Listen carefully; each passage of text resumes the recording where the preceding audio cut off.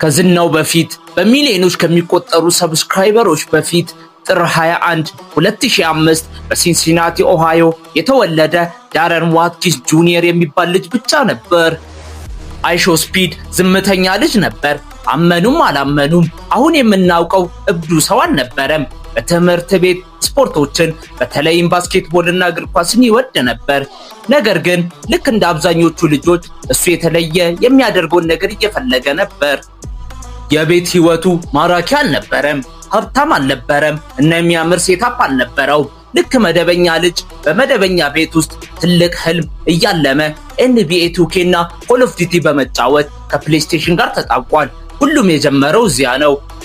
እሱ እስካሁን አላወቀውም። ነገር ግን እነዚያ የምሽት የጌም ጊዜዎች በኋላ አይሾስፒድ የሚሆነውን መሰረት እየገነቡ ነበር። እንደ አውሮፓውያን አቆጣጠር በ2016 ገና የ11 ዓመት ልጅ እያለ ስፒድ ስትሪም ለመጀመር ወሰነ። የቻናሉን ስም አይሾስፒድ አለው። እሱ እንደዚያ ያለው ስለተመቸው ብቻ ነበር። አሁን ግን በዩቲዩብ ላይ በጣም ከሚታወቁ ብራንዶች አንዱ ነው።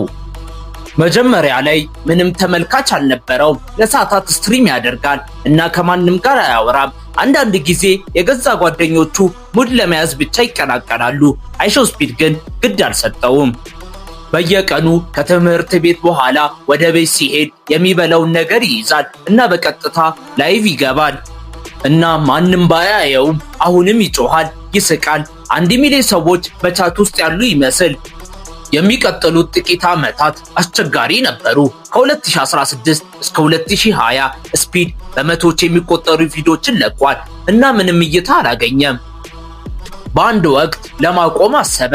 ነገር ግን ውስጡ የሆነ ነገር ቀጥል ይለዋል። ስለዚህ ተስፋ ከመቁረጥ ይልቅ ቀጠለ። በየቀኑ ማለት ይቻላል NBA 2K እየተጫወተ ስትሪም ያደርጋል። እሱ ምናልባት 5 ወይም 10 ተመልካቾችን ያገኛል። ነገር ግን እነዚህ 10 ተመልካቾች ልዩ ነገር አይተዋል። ሪአክሽኑ በጣም አስቂኝ ነበር። ሲሸነፍ እንኳን ንዴቱ አዝናኝ አድርጎታል። ቀስ ብሎ ቪዲዮቹ መስፋፋት ጀመረ። ሲጮሁ የሚያሳይ ክሊፖች በቲክቶክ ላይ መታየት ጀመሩ። ኮቪድ ሲመጣ ሰዎች ከመቼውም ጊዜ በላይ ኦንላይን ላይ ነበሩ እና ያኔ ነው ዳረን ወይም አይሾስፒድ በመጨረሻ ቫይራል መውጣት የጀመረው።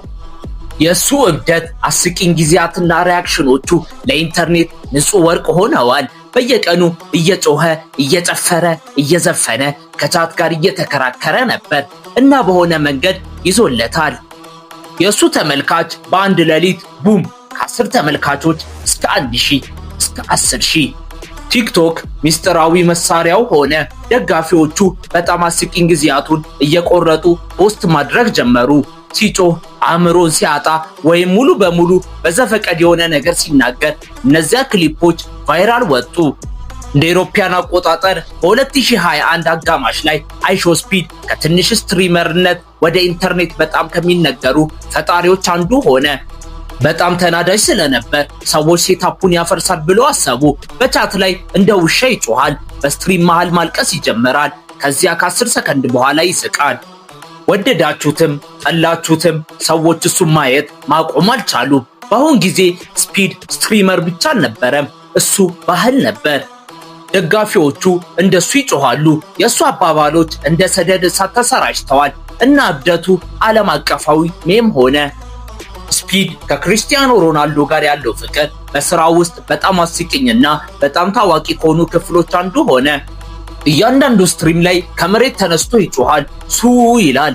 ስለሱ እንኳን ዘፈኖችን ሰራ። ስፒድ በመጨረሻ ሮናልዶን በአካል ሲያገኘው አንድ ህፃን ልጅ ከእናቱ ጋር ሲገናኝ እንደማየት ነበር።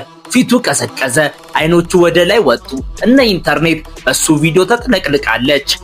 አለቀሰ፣ ሳቀ፣ ጮኸ፣ ሁሉንም በአንድ ጊዜ እና ያ ቅጽበት አስቂኝ ብቻ አልነበረም፣ ምክንያቱም እሱ ምን ያህል ርቀት እንደመጣ አሳይቶናል። በሲንሲናቲ ውስጥ ከምንም ተነስቶ በዓለም ላይ ካሉት ታላላቅ አትሌቶች ጋር ፊት ለፊት ለመቆም አድርሶታል። ስትሪም በማድረግ ብቻ አልረካም፣ ሙዚቃ መስራትን ፈለገ እናም እንደፈለገው አደረገው። እንደ ሼክ፣ ባውንስ፣ ዛታስ እና ወርልድ ካፕ ያሉ ዘፈኖችን ለቋል። መጀመሪያ ላይ ሰዎች ቀልድ መስሏቸው ነበር፣ ግን ከዚያ ዘፈኖቹ ቫይራል መውጣት ጀመሩ። በተለይ የዓለም ዋንጫው በ2022 የዓለም ዋንጫ በሁሉም ቦታ ላይ ማለት ይቻላል ይከፈት ነበር እና አሁንም ስፒድ ምንም ያህል እብድ ቢመስልም የሆነ ነገር ሲነካ ወደ ንጹህ መዝናኛነት እንደሚቀይር አረጋግጧል። እንደ አውሮፓውያን አቆጣጠር በ2023 ስፒድ በክፍል ውስጥ ተቀምጦ ስትሪም ማድረግ ብቻ አልነበረም፣ ዓለምን እየዞረ ነበር። ወደ እንግሊዝ፣ ፈረንሳይ፣ ፖርቹጋል ደጋፊዎቹን ለማግኘት ኮላቦቹን ለመስራት እና የእግር ኳስ ኮከቦችን ለማግኘት ተጉዟል። ከኬሳይ ጋር ተገናኘ፣ ከሮናልዶ ጋር ተገናኘ፣ ከሜሲ ደጋፊዎች ጋር ተገናኝቶ ወደ ትርምስ ቀይሮታል። በሄደበት ሁሉ በሺዎች የሚቆጠሩ ሰዎች እሱን ለማየት ብቻ ይመጣሉ። በህዝብ ጎዳናዎች መካከል እንደ ውሻ ይጮሃል። በማያውቀው ሰዎች ላይ ሱ እያለ ይጮሃል እና ህዝቡ መልሶ ይጮሃል። እሱ በይፋ ዓለም አቀፍ ክስተት ሆኗል። እርግጥ ነው ከዝና ጋር ውዝግብ መጣ። ስፒድ አንዳንድ ጊዜ ከመስመር ያልፋል። ከትዊች እና ከዩቲዩብ ጥቂት ጊዜ ታግዶ ነበር። ባህሪውን የሚተቹ ሰዎች ነበሩ። እሱ በጣም ቀውስ፣ በጣም ግዴለሽ ብለው ይጠሩታል። ግን በሁሉም ተማረ። ቀስ ብሎ ብስለት ጀመረ። ከሁሉም እብደትና ጩኸት በስተጀርባ ሰዎቹን ማዝናናት የሚወድ ብልህ፣ ፈጠራ ያለው፣ ጥልቅ ስሜት ያለው ልጅ እንዳለ አሳይቷል። በአሁኑ ጊዜ ስፒድ ታዋቂ ብቻ አልነበረም፣ እሱ ሀብታም ነው። ሪፖርቶች በወር በመቶ ሺዎች እንደሚያገኝ ይገምታሉ እና በጣም ጥሩ ክፍል። እሱ ምንም የውሸት ሰው አልነበረም። ስክሪፕት የለም። ራሱን ስፒድ ብቻ በመሆን ሁሉንም አድርጓል። እንዲያውም እንደ ኬሳይ፣ ካይሴናትና አዲን ሮስ ካሉ ትልልቅ ስሞች ጋር ኮላብ በማድረግ በኢንተርኔት ላይ በጣም አዝናኝ የሆኑ ትውስታዎችን አስቀምጧል። በእናቱ ቤት ውስጥ ከመጮህ ጀምሮ በሚሊዮን ዶላር በሚያወጣ ሴታፕ ስትሪም እስከ ማድረግ ድረስ ለውጡ እውን አልነበረም። እሱን ብትወደውም ባትወደውም የእሱን ተጽዕኖ መካድ አትችልም። አይሾ ስፒድ ስትሪም ማለት ምን ማለት እንደሆነ ለውጦታል። ከሱ በፊት ስትሪም የተረጋጋ ነበር። ሰዎች ጌም እየተጫወቱ ያወሩ ነበር። ነገር ግን ስፒድ በየምሽቱ የላይቭ ኮንሰርት እንዲመስል አድርጎታል። ለማሸነፍ ፍጹም መሆን እንደሌለበት ለአዲሱ ትውልድ አሳይቷል። እውነት መሆን ብቻ ያስፈልጎታል። ከካሜራ ውጪ ግን ዳረን ዋትኪንስ ጁኒየር በሚገርም ሁኔታ ትሁት ነበር። እናም ደጋፊዎቹ ሁል ጊዜ ከውከቱ ጀርባ ያለውን ወጣት አያዩትም። በየቀኑ ህልሙን ወደ እውነት ለመቀየር ጠንክሮ እየሰራ ነው። እሱ በእርግጥ ስህተት ሰርቷል፣ ግን ሚሊዮኖችንም አነሳስቷል። ዛሬ አይሾ ስፒድ ከዩቲዩበር በላይ ነው። በዩቲዩብ ላይ ከ25 ሚሊዮን በላይ ሰብስክራይበሮች፣ በቢሊዮኖች የሚቆጠሩ እይታዎች፣ በሁሉም ሀገር አድናቂዎች አሉት። እሱ ከዚህ በላይ ማበድ አይችልም ስትሉ ማጠብቁትን ነገር ሲያደርግ ታዩታላችሁ። ልዩ የሚያደርገው ያ ነው። ሌላ ሰው ለመሆን እየሞከረ አይደለም። ትሬንዶችን እያሳደደ አይደለም። እሱ ራሱ ትሬንድ ነው። በቀኑ መገባደጃ ላይ የአይሾ ስፒድ ታሪክ ስለ ዝና ብቻ አይደለም፣ ያለ ይቅርታ አንተ ራስህም መሆን ነው። ይህ የአይሾ ስፒድ ያልተነገረ ታሪክ ነበር።